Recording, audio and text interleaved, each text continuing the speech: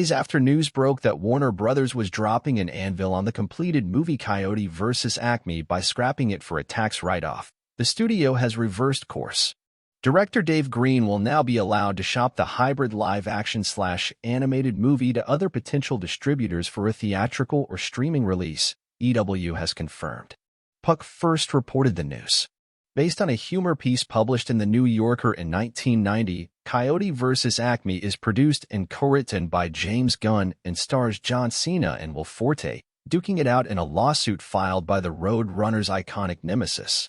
The film was set to go the way of Batgirl and Scoob, Holiday Haunt, which were abruptly pulled from WB's release schedule to take tax write-downs last year. Those moves were widely criticized at the time, and the decision to shelve Coyote vs. Acme was similarly controversial, especially given Looney Tunes' status as an iconic brand for the studio. According to The Hollywood Reporter, several filmmakers canceled upcoming meetings with Warner Brothers after the news broke.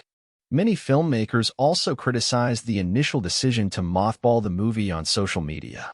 "I think it's absolute bulls that a studio can and does shelve the creative work of hundreds of people for a FNG tax break," Doctor Strange director Scott Derrickson wrote.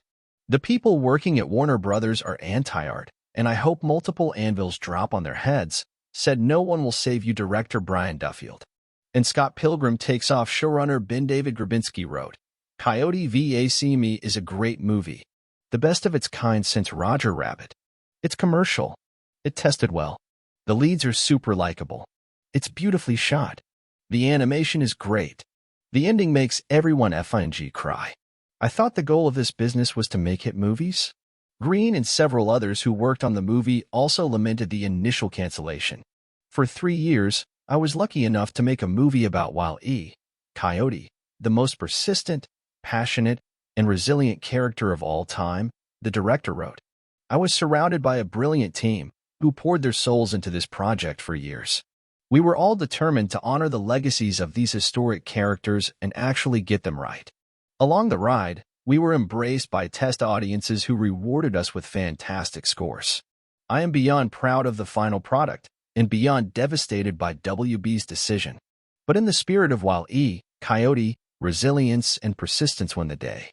Meanwhile, composer Stephen Price shared behind-the-scenes footage of the film's soundtrack being recorded and called the shelving bizarre anti-art studio financial shenanigans, while editor Karsten Kerpenek said, "My heart breaks for all the talented people that made it happen only to see their art erased in favor of accounting."